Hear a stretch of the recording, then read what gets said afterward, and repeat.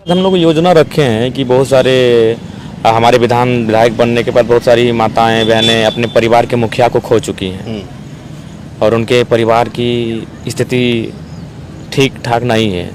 तो सोच रहे हैं कि उनको हम लोग एक आकलन करके प्रत्येक माह से और घोषणा की कि जो आपके विधानसभा क्षेत्र में जो बच्चे पढ़ नहीं पाते हैं या फेल हो जाते हैं वैसे भी बच्चों को आप 2 महीना का सैलरी अगला डोनेट करने के लिए जा रहे हैं। जी हमने कहा है और उसको हम पूरा भी करेंगे। पहले उनका लिस्ट निकालेंगे, उनका स्थिति को जानेंगे कि हाँ ये सक्षम नहीं है। अगर इनको यहाँ आर्थिक सपोर्ट नहीं मिल पाता है, इनको अगर मानसिक रूप से एक एनर्जेटिक सपोर्ट नहीं मिल पाता है तो ये 1 साल के साथ साथ अपना आने वाला फ्यूचर में भी माइनस हो जाएंगे, बैक हो जाएंगे। तो निसंदेह उनका सपोर्ट। ये कार्यक्रम क्या हर साल होगा? जी हर साल होगा। स्टूडेंट के बीच ये कार्यक्रम हर साल होगा। 75% सैलरी। इसके बाद आपका क्या योजना है, जो आगे का जो सैलरी आपको दान करना है? इसके बाद हम लोग योजना रखे हैं कि बहुत सारे हमारे विधायक बनने के बाद बहुत सारी माताएं बहनें अपने परिवार के मुखिया को खो चुकी हैं और उनके परिवार की स्थिति ठीक ठाक नहीं है।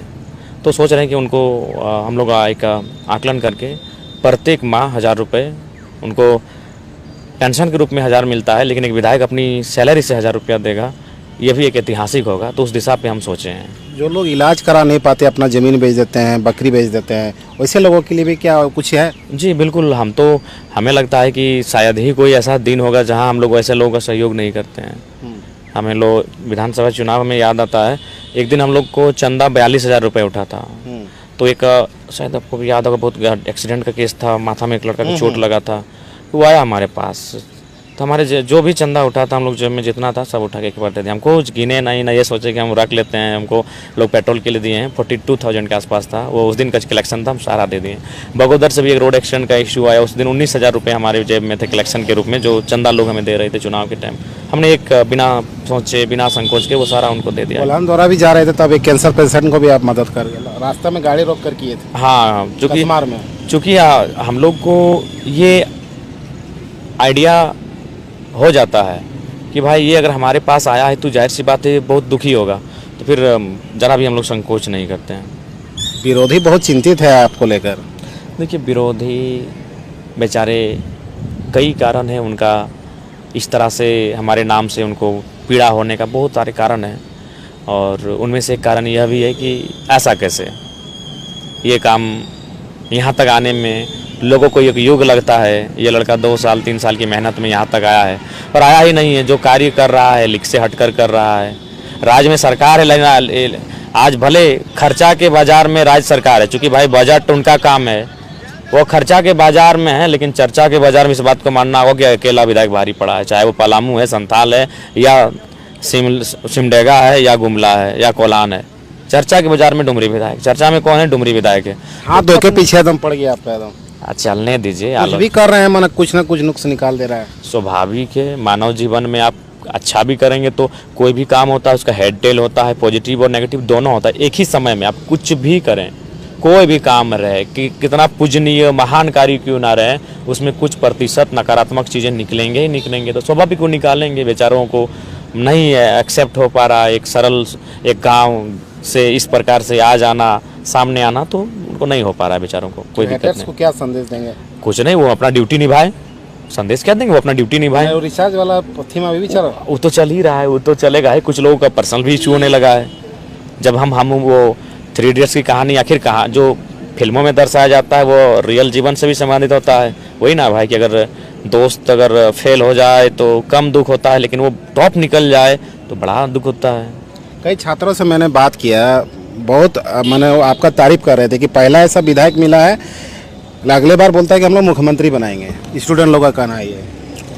देखिए अब ये तो उनकी दुआएं, हमारा मेहनत, हमारा संघर्ष है। लेकिन एक विधायक के नाते फिलहाल हम 5 साल विधायक हैं, और जो भी मुझे लगेगा मेरे विवेकानुसार कि भाई ये काम करने से सही है तो मैं वो करूँगा। कुछ गार्जियन से भी बात कर रहे थे, वो कह रहे थे कि हम इस बार वोट नहीं दे पाए, इसका चूक है, लेकिन अगले बार उनको भारी मत से वोट देंगे। स्वाभाविक है, जो बच्चे 110 बच्चों को सम्मान किए हैं, जरूरी थोड़ी है कि सब कोई हमें वोट किए होंगे। स्वाभाविक है, ये तो सच्चाई है। और विशेषकर सही बात है, बहुत सारे ऐसे क्षेत्र जैसे हम पंचायत किए हैं, तो हर एक पंचायत में जरूरी है हमारे समर्थक हैं। तो चूँकि हम वो सोच के विधायक नहीं बने हैं। बहुत सारे विधायकों सांसदों के बारे में ऐसा सुने कि उस गांव से अगर उनको वोट नहीं मिला था तो कुछ गाड़ी एम्बुलेंस वगैरह दिए तो वो वापस ले गए। तो हमारा सोच बहुत सरल है, जनता के प्रति हम सदैव सकारात्मक हैं। वो मानेंगे तो भी सकारात्मक है, वो ना भी मानेंगे तो जनता के लिए सकारात्मक है। क्या संदेश है?